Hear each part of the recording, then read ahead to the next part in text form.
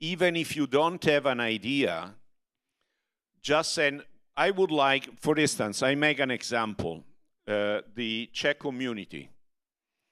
They always ask, they have a couple of events in, I think they're in Prague, if I'm not wrong, but they're extremely regular. They say, we go at those events, we need that money to cover cost for the event, for marketing material, we need that money for that. And that is perfect. I mean, if I had all the people like Zdenek, sorry, you should buy some vowels for your name, because for me it's impossible to pronounce it.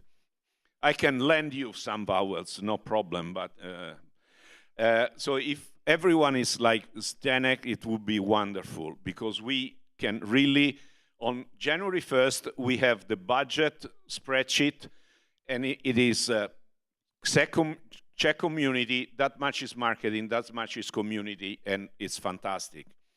But I know, I've organized events for many years, so I know that with 1 year in advance, it's difficult to know the numbers. So, but you can send us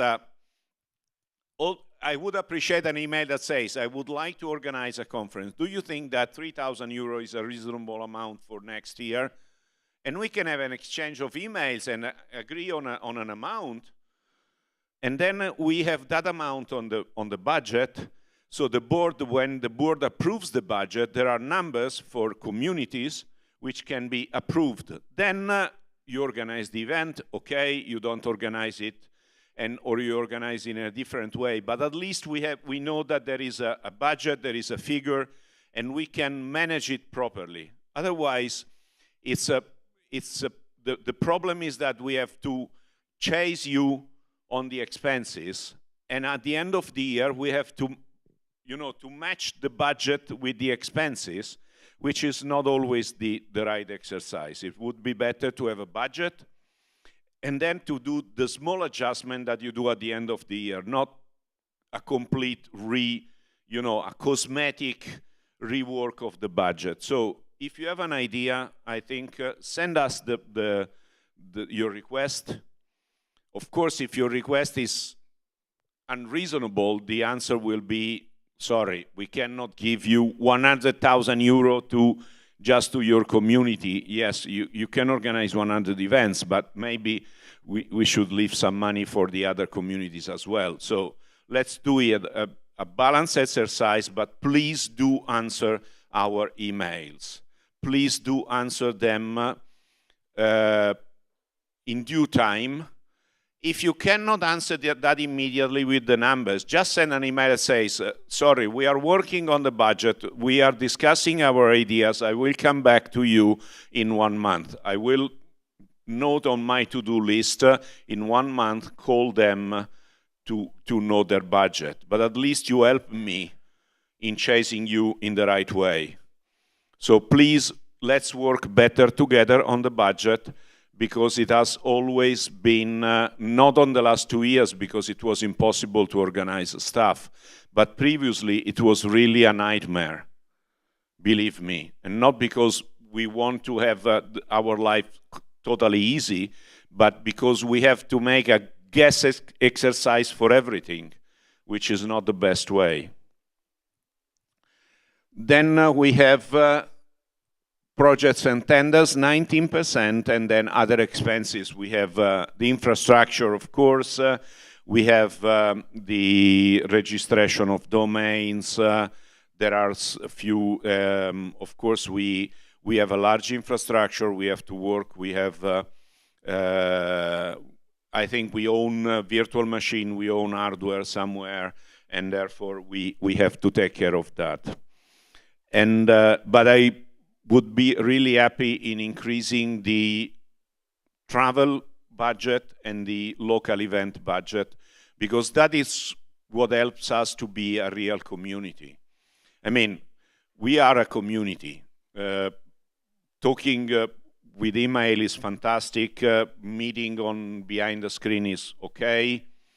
But you all know that meeting face-to-face is, we are social animals, so meeting face-to-face is, so please do it. Please organize events. Please invite people to attend your events. If you have someone that, or if you heard a nice talk at the conference, don't be shy. Invite the guys and say, I would like to have your updated talk to my conference. We can ask TDF if there is money enough to pay your travel expenses. We can do this. We have been in Japan. I mean, I've been in several countries, and I'm, let's say, part of my job is to do talks. So I'm not the best example, but we had other people in Japan for the Japanese, for the Asian event 2 years ago. We had people in South America, both in Paraguay and in Brazil this year. So it is possible. We have the resources. Let's make it happen more frequently than in the past. Of course, do not consider the past 2 years, but please consider the previous situation. There was not enough events which were funded by TDF, in my opinion, even in the past when it was possible to travel around and to organize events. These are the donations. These are donations per day. So each brick is donations. As you see, we are, although there are fluctuations, our donation trend is definitely a good one. We had 2 fantastic years during the pandemic because many more people downloaded LibreOffice. Probably many more newcomers felt the need of donating something. So we had, but this year where things are back almost to normal, we still have a good donation trend. Downloads are increasing, by the way, which means that the number of donations per download is decreasing. So we have the challenge of bringing up keeping the ratio between downloads and donation at the same level. But that's a nice challenge to have because we have donations, we have downloads. These are donations by quarter. You see, we normally the last and the first quarter of the year, so October, November, December, January, February, March are the 2 best quarters. This historically, there's no specific reason. I think is more because these are the months where people is traveling less probably or having less holidays. Although there is quite a large amount of the globe where holidays happen during our winter season, but probably because we still, the majority of it happens from the Northern Hemisphere in terms of donations, that is more affected by the Northern Hemisphere seasonality. And these are, is a comparison of monthly donation. As you see, 2022 is the dark green. So it's we are still in a, let's say, rather comparable, or it's not the dark red, not the green. We are still rather comparable with 2020 and 2021. And these are the result per year. So you see the amount of donations. This is logarithmic, of course, because otherwise it would not be comparable. So the number of transactions and the amount of the transactions. This gives you the total of recurring transaction PayPal, which is the dark green, and Stripe, which is credit card, the light green, and these are amounts. We have increased the recurring donations, which are now, in some cases, more than 40%, which is a very nice percentage. What we have to consider is that, let's say, one-shot donations are higher in average in amount than recurring donations. So we have recurring donations, but to have the same amount of one single shot donation amounts for 2.5 recurring donations in terms of amount. Because recurring donations are growing, but they are lower in terms of investment by the individual. Of course, if you donate each month for 3 years, we cannot expect the person to donate the same amount that one person donates for one single donation, maybe over 3 or 4 years. These are downloads per week. The yellow is 2022. This is the highest year in downloads in our history. So, for the comparison that we do with, let's say, the other project, this is the first year where we have more than twice the donations of Apache OpenOffice. The downloads, sorry, not the donation, the downloads of Apache OpenOffice. This is what I was mentioning before, is the ratio between downloads as donations. The green bars are downloads and the red line are donations. You see, if the ratio was regular, we should always be on top of the bar while we are wildly fluctuating on that. These are downloaded by operating system. As you can expect, 87% is Windows, 8% is macOS, and 5% is Linux. These are, I think that the Linux downloads are not realistic because there is a large number of people installing LibreOffice from the repositories of the distribution. So, as expected, we have probably a higher than the market percentage of Linux downloads. I think it's probably twice as much as the 5% that you see. And these are downloads by continent. As you see, Europe is still leading by far. Then we have 13% of North America and Asia, 10% South America, and we have the other continents. Unknown is either Antarctica, where we have Miklos, we have downloads from Antarctica. Antarctica is a beer, is a Brazilian beer. We have a regular download from Murro base in Antarctica. It's, I don't know, sorry, but the box time is coming. I have to call the guy.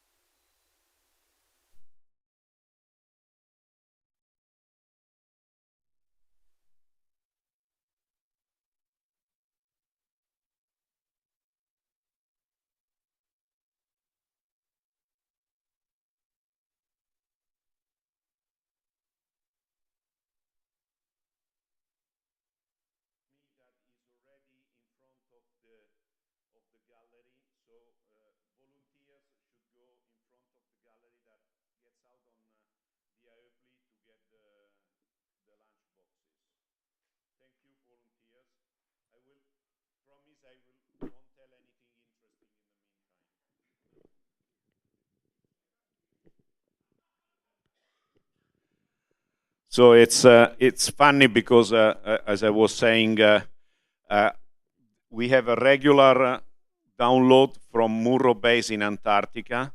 So I went to see, and it looks like there is one of the Murro base is a multinational mission in Antarctica. So it looks like there is one of the countries.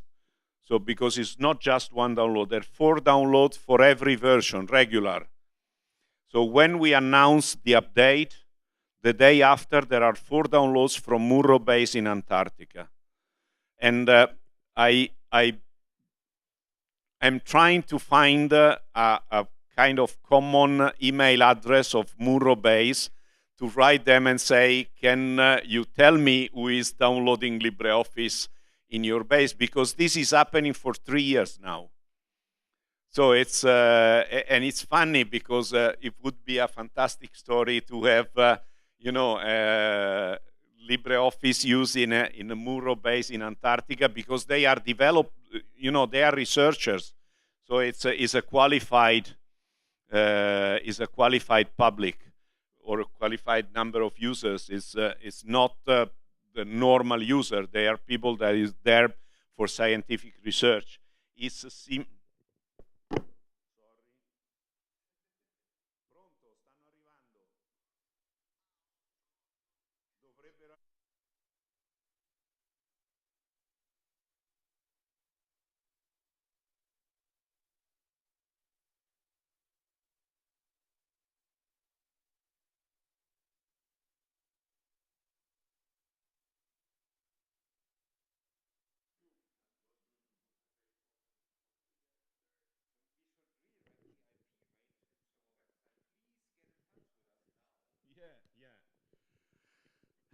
And unfortunately, we have a very large user of LibreOffice in Europe, which is CERN. The problem is that they are not allowed to comment on the software they are using. And this is a pity, because at CERN, basically all the researchers, or all the research on the accelerator, they are all using Linux, and so all the reports are written with LibreOffice. And it would be fantastic to get one of those documents to show that, very serious people, technically skilled people, very high-level people can use LibreOffice, but unfortunately they cannot, because I've been at CERN, and of course I made a presentation, so I asked them, can we mention this? And they said, no, unfortunately, this is a policy of CERN. We have to be completely product agnostic outside, so we cannot declare which product we are using.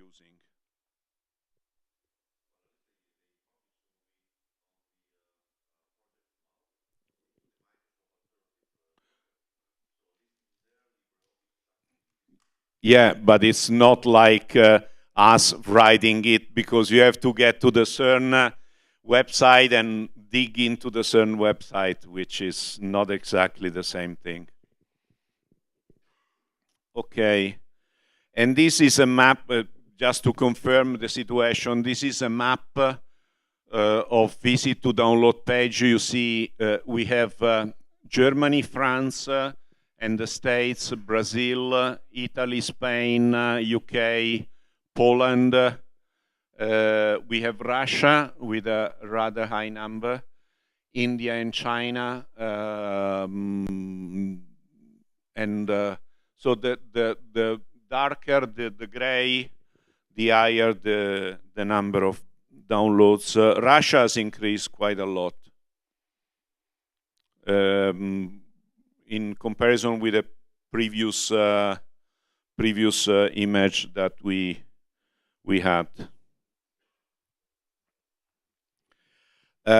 This is an estimate, so they are not precise numbers, but let's say that for every download of LibreOffice from the TDF website, there is probably between half and 1 download from other websites, which are like Softpedia, so the websites which provide the download property of the software. Unfortunately, one of the issues that we may have with these people is that we are not sure, but it's difficult to ensure that they always carry the latest version. That is not easy. With Softpedia, in the past, there was an editor, Marius Nestor, that was ensuring this, but he has left Softpedia, so now we don't have the contact anymore. Marius was very keen about having the latest version, but it's difficult. For instance, at CNET, it's basically impossible. I've tried to talk with the editor-in-chief, but it's basically impossible because they give the maintainers of the download website are external contributors, and they don't have the control of the external contributors. But these websites have thousands of downloads every month of LibreOffice. And as I said, Linux download numbers are negligible because the majority of Linux users is downloading from the distribution repositories. Although, for instance, in Italy, we insist when they ask, we on our group, on Telegram group, on mailing list, we always explain that it's better to download from the TDF website, even if the installation is a little bit less user-friendly because you have to go through the terminal. But that way you are sure that you get the real one, because in some cases distribution are repackaging LibreOffice, and there have been cases where they added bugs by repackaging LibreOffice. Of course, not in an intended way, but there were regressions triggered by the repackaging. Sorry?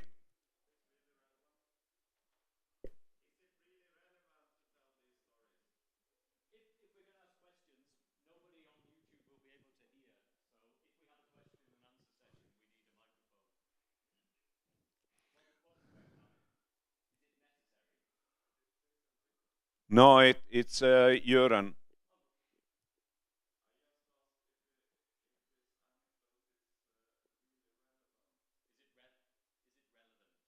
Is it relevant? No, it's not really relevant, but it's important for us to know where bugs can come from, because the problem is that people that are installing from distribution repositories they usually think that these are controlled by TDF and not by the distribution. So, for instance, we had an issue with Ubuntu. I don't remember which version, but there was it was a major release, and for some strange reason, it was the menu didn't show on the Ubuntu version. They immediately solved it, but of course, and we got complaints in our mailing list. They say, "Oh, you did it wrong," and the TDF version was working perfectly. So we had to look and install. It's improving because also the people in the distribution are improving the quality, but it may happen. So the user estimate, we don't change the numbers. We always say we have 200 million users. Actually, and I will talk about this on Saturday. The analysts give us a percentage that is higher than we consider.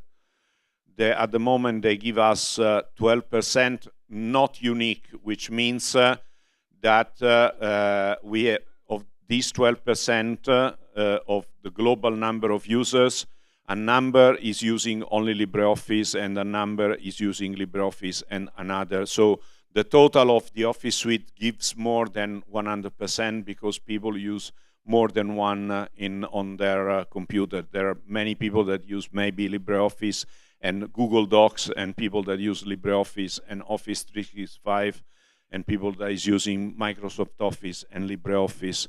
So let's say that the unique software is probably not the normal configuration, or at least not in all the cases. But analysts give us 12% at the moment, which would be higher than that.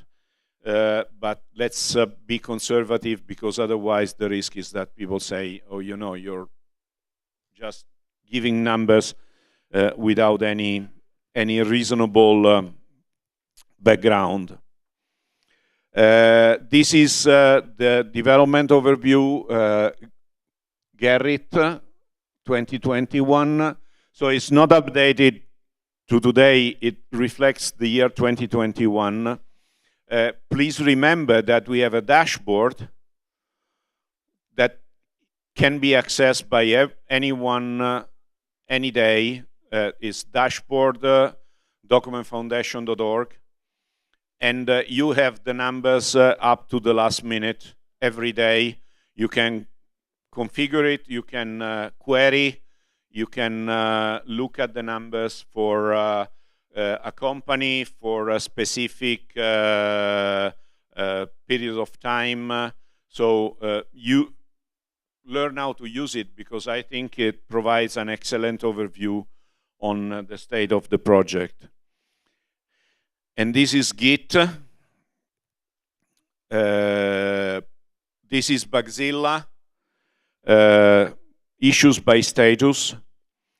And the red ones are the solved ones, and of course the other ones are those who are not solved. The spikes usually are, for instance, that one which was in late October. It's related to the fact that we had the first beta of the new major release. So of course you have an higher number of new bugs on that one. These are question and answer on discourse. And then we have, I hope that you can read the names. These are the top 20 Gerrit contributors. Many of them are here. Thank you to everyone. Then you have the Git contributors. Kaulan, you should stop working 24 hours per day, because you know, Kaulan, come on. And then people ask me, but it's Kaulan making 50% of LibreOffice, which is probably not 50, but let's say 12% or 15, yes. Say, yeah, but he's a genius, you know, he's up in Galway, he speaks not even Irish, he speaks the old Irish language, is in front of a dark fire at night, and so this way people believe about Kaulan McNamara. Otherwise, it seems you are a machine.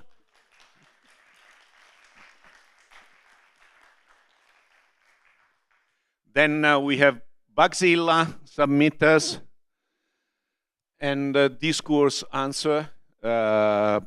Several people are here. Mike Kagansky, of course, we have Eyal here. We have the team of, how you call it, NISZ, N-I-S-Z. How you say that in Hungarian? NISZ. So the team of Laszlo, it's working a lot. They submit bugs as a team, but it's not just a one-person effort.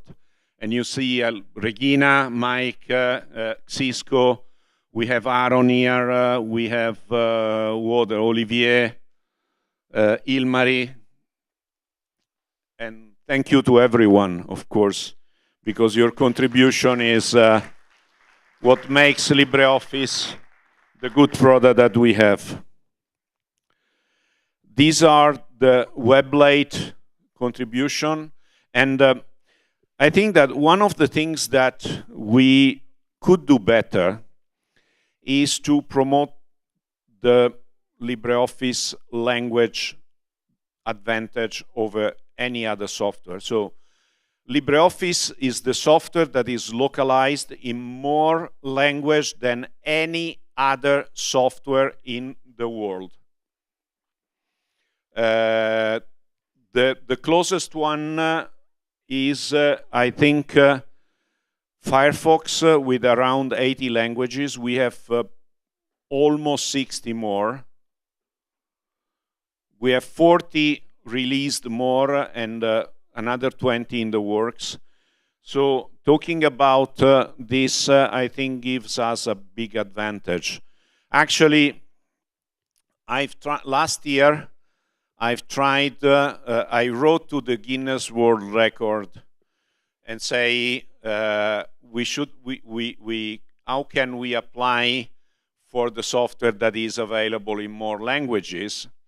And I discovered that Guinness World Record is a private company, and if you don't pay, you don't win any Guinness World Record. So let's maybe, I don't know, I find it too expensive, but let's say that in the future we may explore the possibility of giving them some €1,000 to get the stamp, because that has a huge visibility. As you know, there is many, but they told me that it's too niche. Languages are a niche, and is not widespread. They said, no, not just, it's 8 billion people speaking a language, so it's not widespread. It's the thing that is more known worldwide. Everyone speaks a language. And these are the name with the contribution of people, Weblate, Unit Translation. So again, here you have Olivier. Walter is not here. I mean, if you want to meet Walter Mura, we have to go and make the conference in Cagliari. Otherwise, it's impossible to get it. We have Rizal in Indonesia. Carl Morten is in Norway. You can find... Sorry?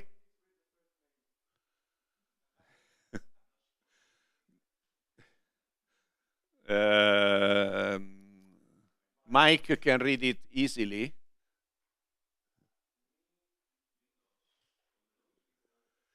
Anyway, I think Marco is here. For instance, Marco Marega is somewhere, is there. But we have many excellent contributors here, and I think we should make their work shine more than we do, because that is very important. And I know that there are issues in let's say, the visual representation of languages, but at least in some cases we support the language. Maybe then we have to improve the way the language is managed, but at least we support it. So menus are in a language. I mean, yeah, no, because for instance, you know, in Italy now we have in schools we have people that start the primary school and their native language is not Italian. So, and in some cases they come to Italy when they are older, so they go to school and they have a limited command of Italian. So with a few schools where we were able to talk with the teachers there, and they were using LibreOffice, of course, we installed LibreOffice in the students' native language. Of course, the objective was not for the students to keep using their native language forever, but to use their native language as a bridge to the Italian menus. So for instance, there was a school where half of a class was from Romanian people, and they started, and the learning curve just flattened, because by comparing the Romanian version with the Italian, they immediately understood some of the terms that were, while, you know, if you say stampa, in Italian is print, but if you never heard stampa and you don't associate, if you find it in your native language, then you open the Italian menu, and at the same place you find stampa, you immediately understand that that word means print. So this is something that, and Microsoft Office doesn't allow you, even if they support the language, if you buy the Italian version, there's no way to have the Romanian language, because you have to buy the Eastern European version that has the Romanian option. So you should buy 2 licenses instead of 1. So while LibreOffice is, you can add as many languages as you want on top. So this is the community over the last 5 years. Of course, the community makes sense to look it over the years, because we all know that the community is a fluid entity. Yes. So we have the red one, the smaller bars are the core. Then we have the other one is the, let's call it occasional, and then we have the random ones. Of course, you see a slight decrease. We should probably work to grow it again, but if you think that this is on 5 years, the situation is not bad at all. And this is a geography of our community. We are, let's say, almost everywhere. Dark green is where we have members. Light green is where we have communities but not members.